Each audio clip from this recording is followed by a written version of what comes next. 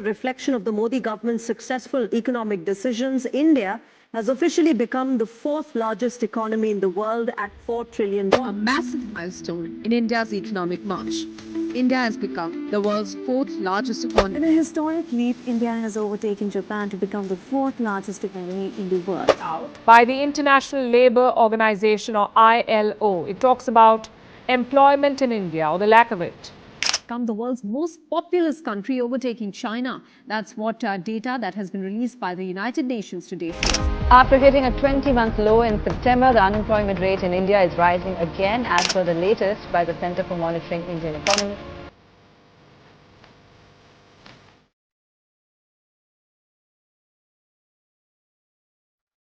Where India calls itself a fifth largest economy in the world, India अपने आप को global south में अपने आप को सुपर हीरो की तरह पोर्ट्रे कर रहा है। नॉट ऑन दैट, इंडिया अभी जो है थर्ड लार्जेस्ट की तरफ बहुत ही जल्दी से उसको अचीव करने के लिए अग्रसर हो रहा है। अभी निर्मला जी ने वो बोला भी है, लेकिन इंडिया का एक साइलेंट क्राइसिस भी है। बिहार से पलायन और इंडिया से अनएम्प्लॉयमेंट, ये दोनों एक अलग ही कॉम्बिनेशन है जो कभी मिटने से भी नहीं मिटेगा। So today we are going to talking about the each and every aspects which are connected into the unemployment. Unemployment क्या है, कितने टाइप्स ऑफ अनएम्प्लॉयमेंट इंडिया को हिट करता है, अनएम्प्लॉयमेंट से क्या प्रॉब्लम होता है, अनएम्प्लॉयमेंट इकोनॉमिक जो विल है, इकोनॉमिक जो एस्पेक्ट्स है एक कंट्री का, उसमें क्या क्या दिक्कत करता है। ये ऐसा कोई बात नहीं है कि भाई अनएम्प्लॉयमेंट सिर्फ इंडिया में है। अनएम्प्लॉयमेंट एक अभिशाप है। बेरोजगारी, अनएम्प्लॉयमेंट, बेकारोत्व, आप डेवलपिंग कंट्री छोड़ दीजिए, आप डेवलप कंट्री पकड़ लीजिए, ईच एंड एवरी कंट्री के लिए एक ही प्रॉब्लम है, एक ही नेशनल इमरजेंसी है जो कोई एक्नॉलेज नहीं करना चाहता, क्योंकि उसमें पॉलिटिकल इश्यूज है। हर एक पार्टी आएगा, हर एक पार्टी जाएगा, बहुत बड़े बड़े वायदे करेंगे। हमने मेक इन इंडिया का अभियान चलाया है और नौजवान अपने ही इलाके में रोजगार कमाए ताकि शाम को अपने माँ बाप के पास जाकर के बैठ सके। Our aim is to create jobs for more than 1 billion young hands. लेकिन वो वायदा जो है वो क्या अभी तक कोई पार्टी पॉलिटिकल जो एजेंडाज है उसको असाइड करके कोई निभाने में सक्षम हुआ है? Unemployment, what is unemployment?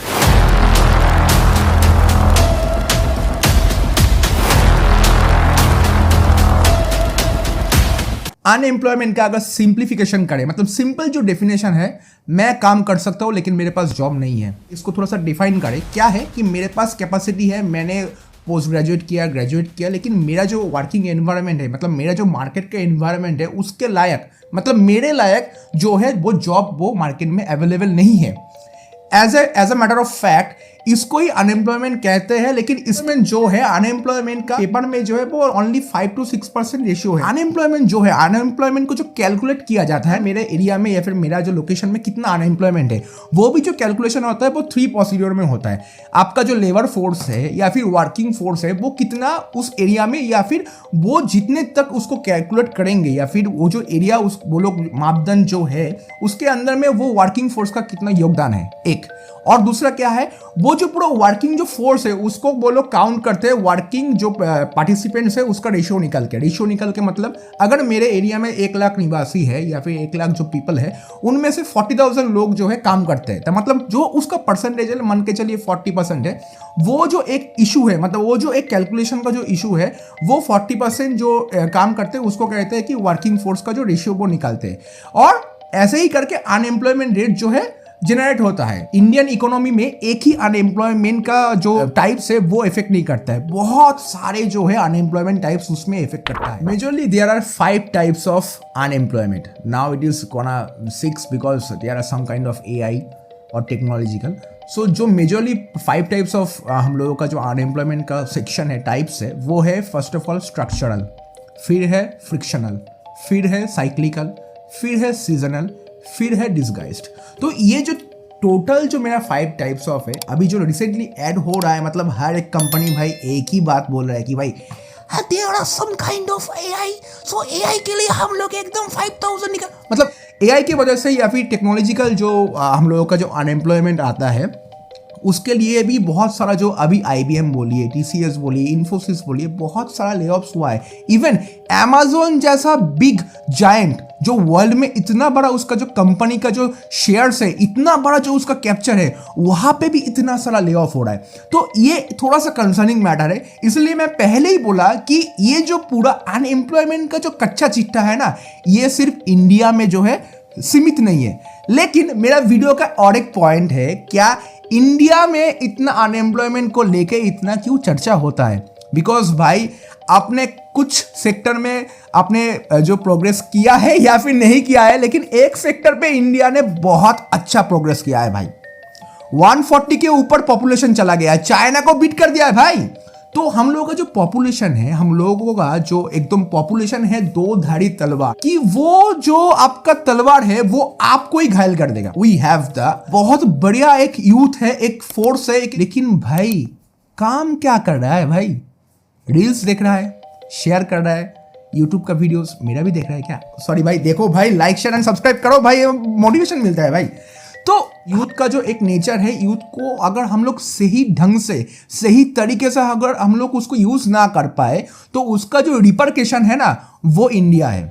मतलब एग्जाम्पल, पियोन के जॉब के लिए, एक चपरासी के जॉब के लिए, एक स्वीपर के जॉब के लिए, गवर्नमेंट जॉब के लिए PhD holder, MTech holder, engineers, भतेरे इंजीनियर्स एकदम जो है अप्लाई कर दे रहा है। And not only that, IIT से पास आउट एक लड़का IBM में काम करता है, वो बंदा आके UPSC का जो है एग्जाम दे रहा है। इससे क्या होगा कि अगर कोई इंजीनियर है, भाई तुम तो इंजीनियर बने थे, तुम तो डॉक्टर्स बने थे, तुमको तो एक अलग ही लेवल का दर्जा, मतलब इंडिया में ये जो एक टेक्निकल जो लाइनअप का जो जॉब्स है, उन लोगों को तो एक अलग ही लेवल का दर्जा मिलना चाहिए था। लेकिन वो जाके जो बैचलर ऑफ आर्ट्स किया है, जो BCom किया है, वो लोगों का जो है मार्केट को वो खा जा रहा। उसमें भी एक कारण है, क्योंकि आपको भी पता है, प्राइवेट जो जॉब है, प्राइवेट जॉब का जो आपका जो एनवायरनमेंट है, उसमें बहुत ही एक्सप्लॉयटेशन होता है।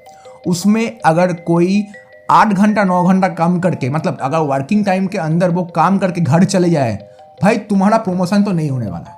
तुमको वहां पे 10 घंटा 12 घंटा वहां पे वर्किंग आवर्स काउंट होता है, प्रोडक्टिविटी काउंट नहीं होता है। Work productivity is one of the lowest in the world.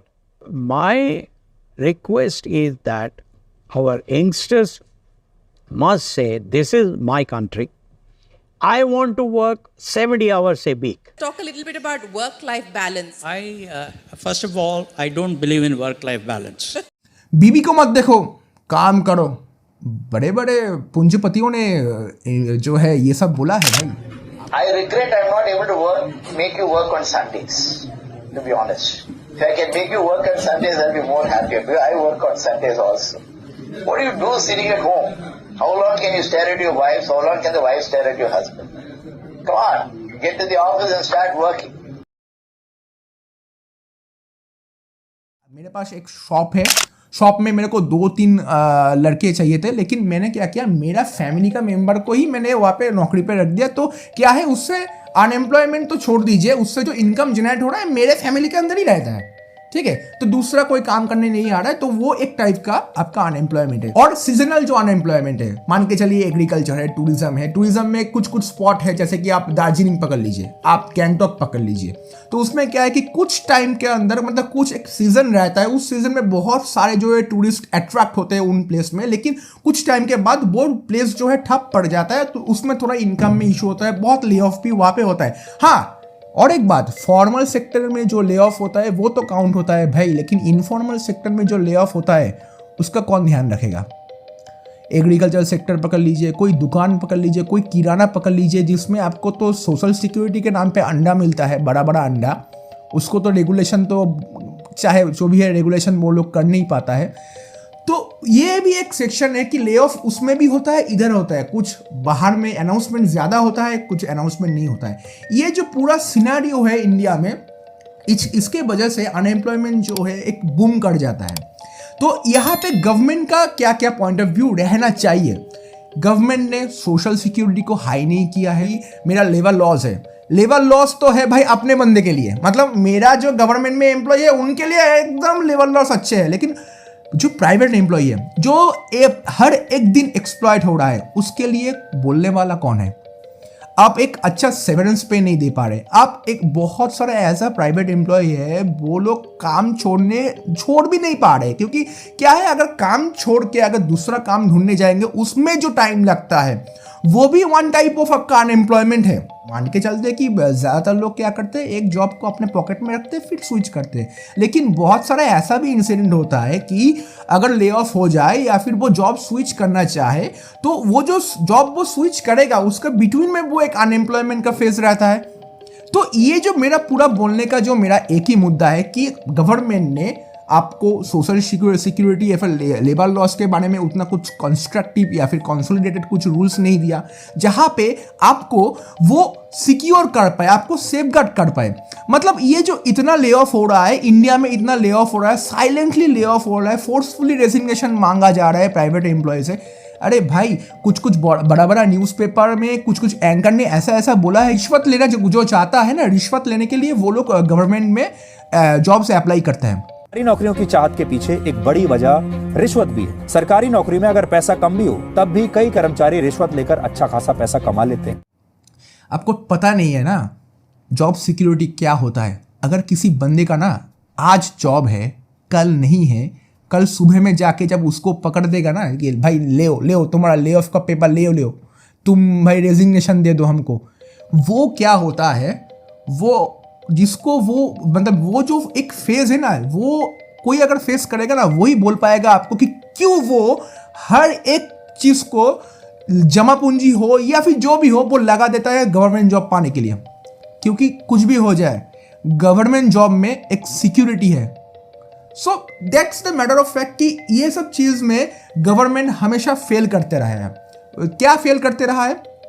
उसने अच्छे से कोई लेबर लॉ इम्प्लीमेंट नहीं किया, लेबर लॉ को कंस्ट्रक्टिव नहीं किया।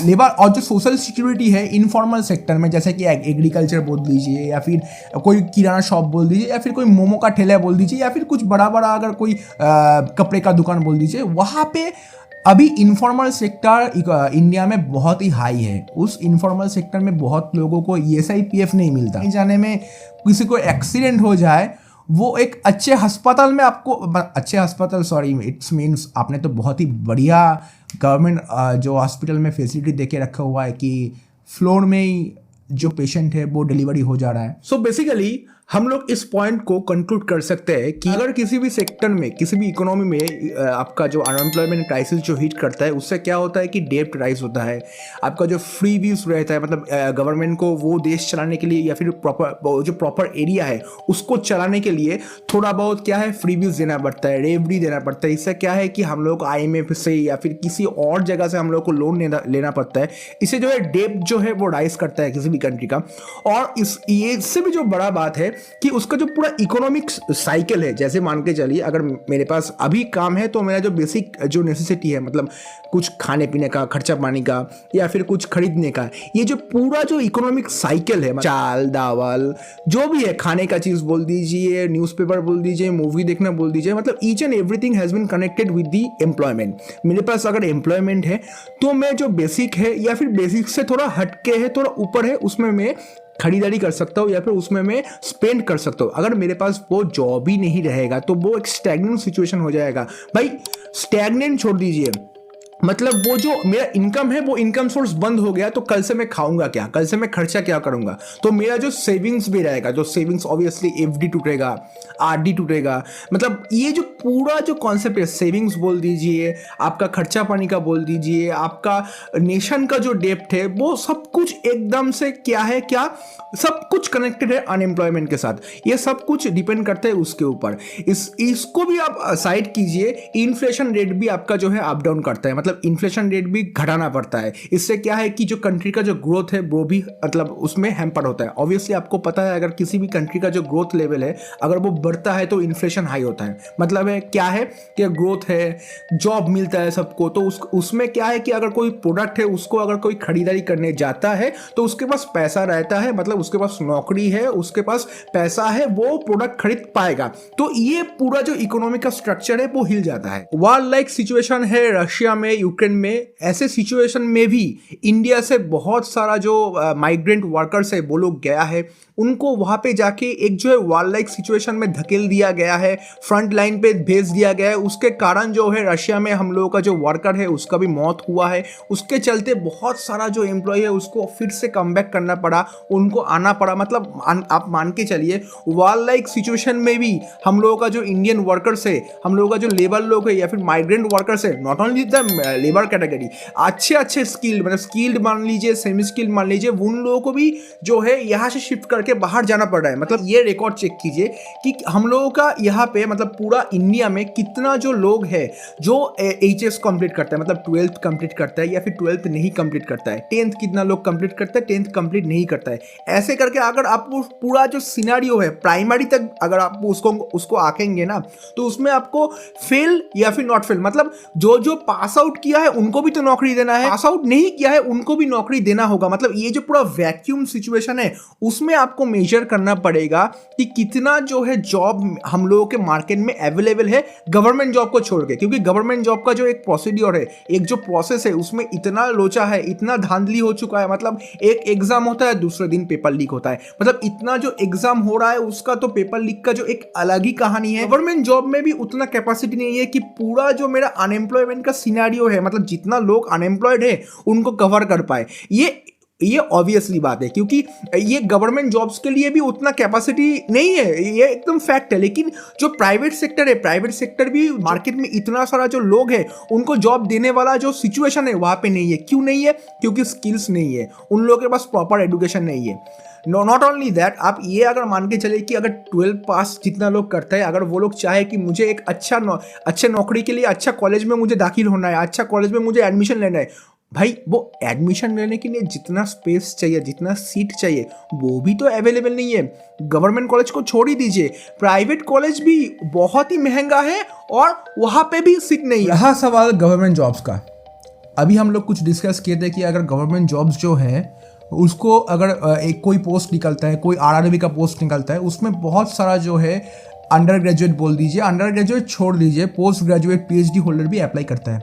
लेकिन गवर्नमेंट भी तो कम नहीं है, गवर्नमेंट में इतना सारा पोस्ट है जो वैकेंट पर के पड़ा हुआ है। मान के चलिए वेस्ट बंगाल में जो अभी इंसिडेंट हुआ है, इतना सारा जो प्राइमरी बोल दीजिए, जो सेकेंडरी बोल दीजिए, इतना सारा जो टीचर्स लोगों को है, जो लोगों का जो वो लोगों को जॉब भी मिल गया था, चोरी करके हो या फिर जो भी करके, उसमें से कोई अच्छा भी था बुरा भी था नहीं है, लेकिन वो जो जॉब उन लोगों को मिला था वो जॉब चला गया। या फिर इसको भी ऐसे पकड़ के चलिए, इतना सारा जो पोस्ट है वेस्ट बंगाल में वो भी वैकेंट होकर पड़ा हुआ है। अगर कोई लड़का या फिर कोई लड़की या फिर कोई स्टूडेंट जाके सोचता है कि भाई उन लोगों का फैमिली बैकग्राउंड उतना अच्छा नहीं है, फैमिली में इकोनॉमिकल उतना स्ट्रक्चरल कंसोलिडेशन नहीं है, वो जाके सोच रहा है कि एक गवर्नमेंट नौकरी अगर लग जाए उन लोगों का काया पलट हो जाएगा। लेकिन अगर गवर्नमेंट जॉब वो देने जा रहा है ना, वो गवर्नमेंट जो जॉब है वो तो अच्छे से वो तो परस्यू भी नहीं कर पा रहा है ना। परस्यू का मतलब गवर्नमेंट जॉब जब वो देने जा रहा है, वो एग्जाम देने के बाद पेपर लीक हो रहा है, सिस्टम में फॉल्ट आ रहा है, घपला हो रहा है, स्कैम हो रहा है, और क्या है रिजल्ट आने के बाद अपॉइंटमेंट लेटर 1 साल 1.5 साल, कुछ टाइम पे रिजल्ट में पास आउट होने के बाद भी अपॉइंटमेंट लेटर जो है वो नहीं मिल रहा है, मतलब डिले हो रहा है। ये जो सारा जो सेक्टर है यहाँ पे गवर्नमेंट को काम करना चाहिए, जहाँ पे गवर्नमेंट का जो है डिफॉल्ट में बहुत सारे जो मतलब गवर्नमेंट का जो गलतियां है वो सामने आता है। MSME इंडिया का रीढ़ का हड्डी है, क्योंकि MSME सेक्टर बहुत एम्प्लॉयमेंट जनरेट करता है। Not only that, MSME sector के ऊपर डिपेंड करके हम लोगों का जो इकोनॉमिक व्हील है वो इतना अच्छे से घूम रहा है। MSME के ऊपर आपने GST दे दिया, आपने कंप्लायंस जो है इतना सारा कंप्लायंस उनके ऊपर चिपका दिया, आप उसको कुछ मतलब इंसेंटिवाइज नहीं कर रहे हैं। अगर आप उसको इंसेंटिवाइज नहीं करेंगे, अगर आप उसको थोड़ा सा मुआवजा नहीं देंगे, अगर आप उसको अगर अपने कुछ मतलब चांस नहीं देंगे ग्रो करने के लिए, तो भाई वो लोग क्या करेगा? आपको भी पता है कि MSME जो सेक्टर है दिन प्रतिदिन उसका डाउनग्रेड हो रहा है। मैन्युफैक्चरिंग सेक्टर का ग्रोइंग होना था मेक इन इंडिया प्रोसेस होने के बाद, लेकिन वो डाउन पे गया है। Atmanirbhar Bharat, make in India policy, where is the policy man, where is the implementation? अगर उसके बारे में हम लोग बोलने जाएंगे तो एक अलग ही वीडियो बन जाएगा। एजुकेशन सेक्टर, एजुकेशन सेक्टर के बारे में हमको बोलना ही नहीं है भाई। ये अगर उसके बारे में कुछ बोलेंगे, उसके बारे में कुछ एग्जाम्पल देंगे, मतलब भतेरो एग्जाम्पल पड़ा हुआ है। रिसेंट एक वीडियो वायरल हुआ है, उनका जो अभी प्रिंसिपल है उसको सस्पेंड किया गया है, छोड़ दीजिए सस्पेंशन। सारे बच्चे को जमीन पे बिठा के जो एक पेपर होता है ना, पेपर में उन लोगों को खाना दिया जा रहा है, मिड डे मील दिया जा रहा है। ऐसा है हम लोगों का इंडियन एजुकेशन सिस्टम। हम लोगों का एक ही प्रॉब्लम है, हम लोगों के पास डिग्री है, लेकिन वो जो डिग्री है वो वैलिड नहीं है। वैलिड मतलब वो अपडेटेड नहीं है, वो बैकडेटेड नहीं है, वो आउटडेटेड है। वो एक्सपायरी डेट को भी क्रॉस करके वो अब एकदम अनंत काल में एक्सपायर कर गया। इंडियन एजुकेशन में कोई भी जो है कोर्स का रिस्ट्रक्चरिंग नहीं हुआ है, उसका अपडेशन नहीं हुआ है। प्रैक्टिकल के नाम पे तो भाई हंसी आता है कि मतलब जो प्रैक्टिकलिटी में जो दिखता है, ठीक है। तो ये जो चीज़ है, ये चीज़ों के ऊपर एजुकेशन पॉलिसी तो रिफॉर्म के नाम पे डेली रिफॉर्म हो रहा है। मतलब कब से वो रिफॉर्म होके पड़ा हुआ है। एजुकेशन सेक्टर के ऊपर भी इन्वेस्टमेंट बहुत ही मतलब एकदम नाके बराबरी होता है। जो भी सेक्टर है, बाकी सब सेक्टर में इन्वॉल्वमेंट है, वहाँ पे इन्वेस्टमेंट है, लेकिन एजुकेशन सेक्टर में ध्यान देना चाहिए था। गवर्नमेंट का जो पॉलिसीज है, जो पॉलिसी का जो रिफॉर्मेशन उन लोगों को करना चाहिए है इन पर्टिकुलर पार्ट्स में, like make in India, skill India, इनके ऊपर थोड़ा प्रोसेस को, थोड़ा उसके ऊपर उन लोगों को काम करना चाहिए, जिसके बिहाफ पे अनएम्प्लॉयमेंट का जो रेशियो है, अनएम्प्लॉयमेंट का जो रेट्स है, वो गिरेगा। Another point is gig economy, gig workers. अभी जो नया ट्रेंड आया है, मतलब स्विगी, जोमेटो डिलीवरी पर्सन है, उन लोगों को एक प्लेटफॉर्म दिया गया है। अगर मान के चले कोई उबेर चलाता है, कोई ओला चलाता है, कोई आपका यात्री साथी चलाता है, ये एक जो बंदा है, एक सारे जो पोर्टल में या फिर सारे एप्लीकेशन में अपने आप को रजिस्टर कर पाएगा और वहाँ पे काम कर पाएगा। गिग इकोनॉमी का जो कंसेप्ट है बहुत ही बढ़िया है, क्योंकि एक आदमी जो है मन किया भाई, कल ही फ़ोन उठा के क्या किया, ऐप में रजिस्टर किया, रजिस्टर करने के बाद क्या है, वो काम पे लगा गया। काम पे लगने के बाद वो उनका इनकम स्टार्ट हो गया। लेकिन एक चीज़ बहुत इसमें खतरा है। क्या खतरा है कि गिग इकोनॉमी है वो जो है वो रेगुलेटेड नहीं है। रेगुलेटेड मीन्स उसमें क्या है, उसमें कोई फॉर्मली जो है कंसोलिडेशन नहीं है, कुछ फॉर्मली उसमें रूल्स एंड रेगुलेशन नहीं है। एक बंदा कितने टाइम काम करेगा, उसको कितना पैसा मिलना चाहिए, कितना उसको प्रॉफिट शेयर किया जाता है, या फिर उसका जो है एक्सप्लॉयटेशन नहीं हो रहा है ना, उसमें ESI नहीं है, उसमें PF नहीं है, उसमें कुछ सोशल सिक्योरिटी नहीं है, उसमें मेडिक्लेम नहीं है। मतलब अगर जो गिग वर्कर्स है, कंपनी बोल दिया है कि ये मेरा वर्कर नहीं है, ये मेरा पार्टनर है, पार्टनर में प्रॉफिट शेयर होता है। मतलब स्विगी जैसा कंपनी, जोमेटो जैसा कंपनी में वो जो डिलीवरी पर्सन है वो जो है वहाँ पे एज अ पार्टनर्स काम करता है, इसलिए डिलीवरी मैन नहीं, डिलीवरी पार्टनर्स बोलते हैं वहाँ पे। तो डिलीवरी पार्टनर्स एज अ वो लोग काम करता है, लेकिन उन लोगों का जो सैलरी है वो 10,000 टच नहीं करता है। आप समझ रहे हैं ना कि वो लोग पार्टनर है, लेकिन उन लोगों को 10,000 रुपये सैलरी नहीं मिलता है। नहीं, मैं ऐसा नहीं बोल रहा हूँ कि अगर स्विगी 1,000 करोड़ रुपये कमाए, उसमें से 1-1 करोड़ रुपये सब में बांट दे। मेरा बोलने का मतलब ये है, उन लोगों को एक प्रॉपर जो है रेगुलेशन में लाया जाए, उन लोगों को प्रॉपर जो है ट्रीटमेंट दिया जाए। नहीं तो वो लोग एक तरफ से मतलब एक स्टेशन से दूसरे स्टेशन जा रहे हैं, दूसरे स्टेशन ट्रैवल कर रहे हैं, इतना वो लोग रिस्क ले रहा है 10 मिनट के अंदर, 15 मिनट के अंदर। एक कंपनी मतलब उसमें रेस लगा के एकदम पड़ा हुआ है, भाई मुझे 10 मिनट के अंदर देना है, मुझे 9 मिनट्स के अंदर। इस चक्कर पे फेस कौन करता है? Gig workers. तो गिग वर्कर्स के लिए एक रेगुलेशन लाना चाहिए, उसमें एक सॉलिड स्ट्रक्चरल जो है चेंजेस करना चाहिए। तो उसके ऊपर अभी भी काम बहुत करना बाकी है।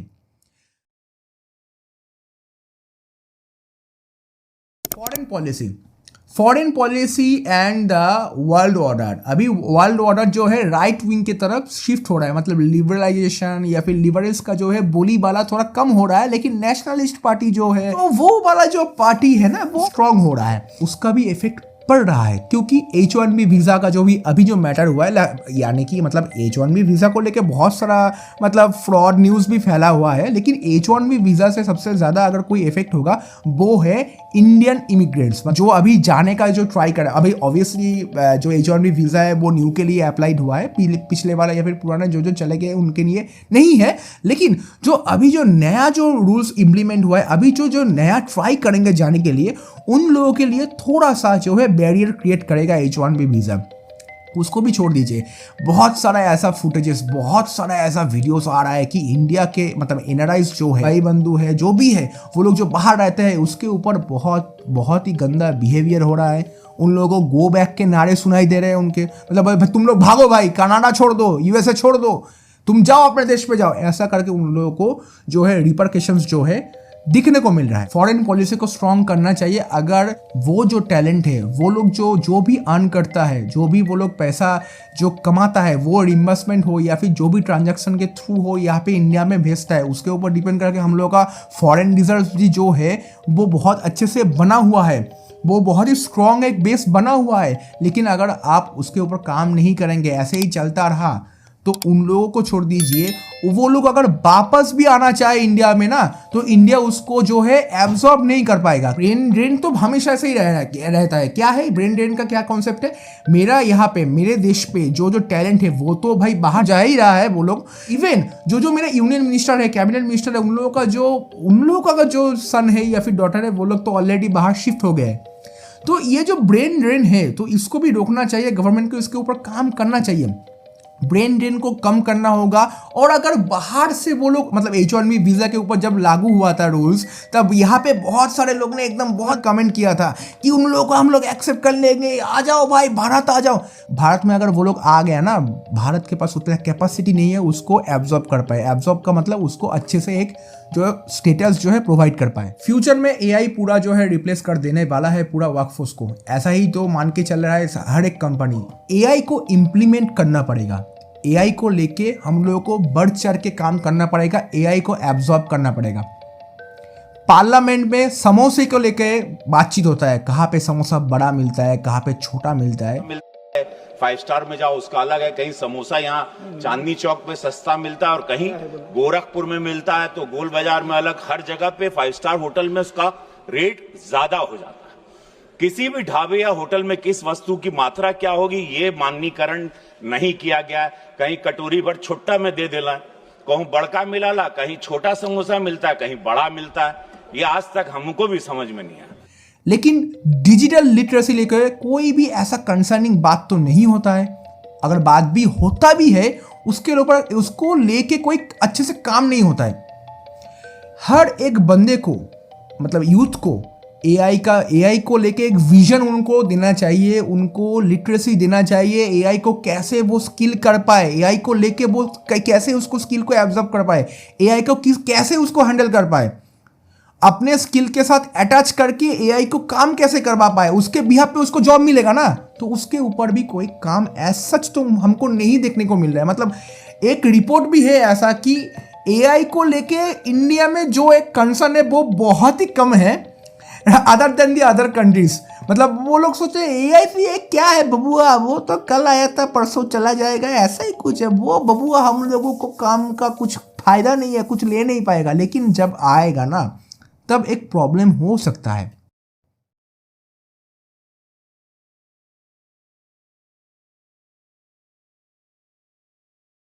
तो बहुत सारा नेगेटिविटी भाई स्प्रेड कर लिया। अभी सॉल्यूशन पे आते हैं, एक्चुअल फैक्ट पे आते हैं कि क्या क्या करने से सॉल्यूशन बहुत अच्छे तरीके से हो पाएगा। तो हम लोगों को जो है 2-3 चीज़ों में यानी कि 4-5 चीज़ों में काम करना चाहिए। सबसे पहले एजुकेशन स्ट्रक्चर, एजुकेशन का जो पॉलिसी है उसको रिफॉर्म करना चाहिए।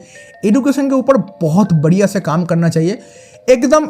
मतलब जैसे कि अभी कुछ दिन पहले मैं आर्टिकल पढ़ रहा था कि हरियाणा में जो है एक 3rd बैच जो है टीचर को वो फिनलैंड में भेजा जा रहा है कुछ ट्रेनिंग पर्पस के लिए। ये बहुत ही बढ़िया एक स्कीम है, क्योंकि देखिए टीचर ही है जो कि ना हम लोगों का जो भी चाइल्ड है, जो भी यूथ है, उसको जो है बढ़िया तरीके से उसको जो है सिखाता है, पढ़ाता है। मतलब जो होता है ना कि मोल्डिंग का काम, जो बनाने का काम, वो उसके ऊपर ही है, टीचर के ऊपर ही है। तो टीचर को अच्छे से ट्रेनिंग दीजिए।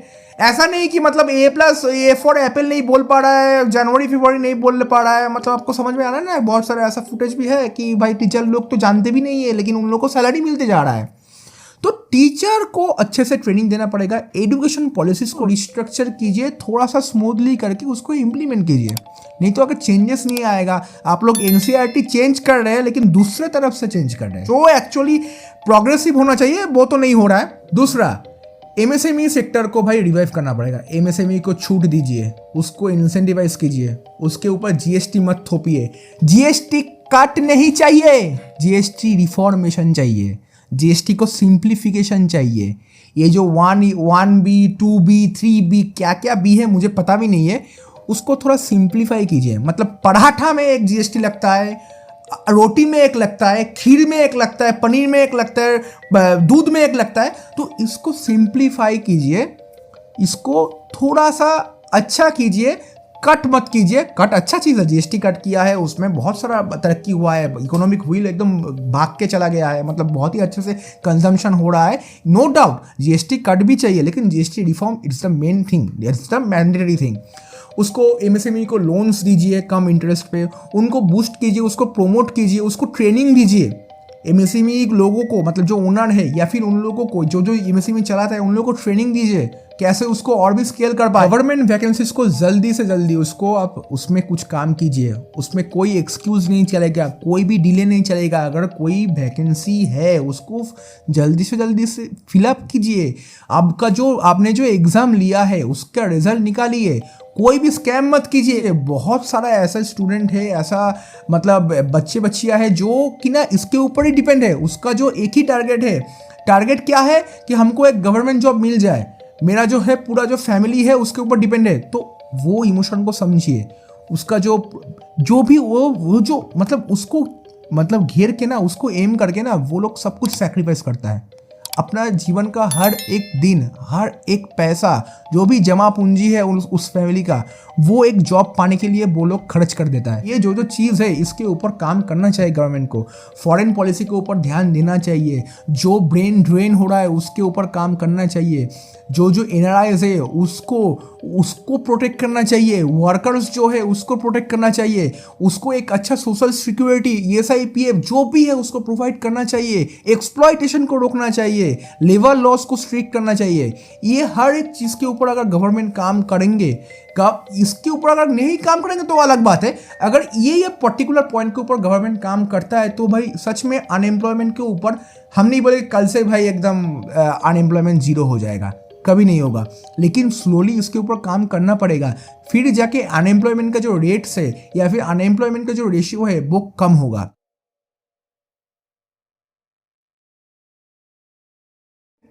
पब्लिक माइंडसेट को बहुत ही चेंज करना पड़ेगा, क्योंकि अगर आप सही लीडर नहीं चूज करोगे तो आपको ऐसा ही आउटपुट मिलेगा। लेटेस्ट एग्जांपल बिहार में ऐसे जो कैंडिडेट खड़े हुए थे जिसको जिताया गया है और उसके ऑपोजिशन में जो थे, वो अगर आप थोड़ा सा एनालिटिक वे में आप उसको एनालिसिस करेंगे ना तो आपको एक एग्जाम्पल मिल जाएगा कि पब्लिक भी कितना, मतलब उसको अगर बोलेंगे तो एक अलग चीज़ है, वो अलग कॉन्ट्रडिक्शन हो जाएगा। लेकिन पब्लिक को भी थोड़ा अपना जो माइंडसेट है, नज़रिया है दिखने का, उसको चेंज करना पड़ेगा। उन लोगों को चांस देना पड़ेगा। अगर आप एजुकेटेड पर्सन को देश चलाने के लिए प्रोत्साहित नहीं करेंगे, उसको नहीं लाएंगे, तो देश का भला उतने अच्छा, ऑब्वियसली ऐसा कोई बात नहीं है कि हाँ एजुकेटेड पर्सन है तो लीडर वो बहुत अच्छा होगा।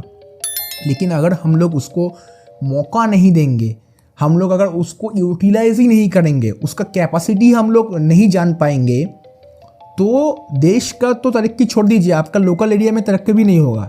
तो पब्लिक का जो माइंडसेट है, हम लोगों का, आपका मेरा जो माइंडसेट है उसको चेंज करना पड़ेगा, उसको ओपन होना पड़ेगा। जाति धर्म सबको पीछे छोड़ के education, health sector, infrastructure, development, इसके ऊपर थोड़ा सोच के आप जाके जो बैलेट बॉक्स में जो होता है ना, जो स्विच VVM मशीन जो भी है, वो स्विच जाके आप प्रेस कीजिए।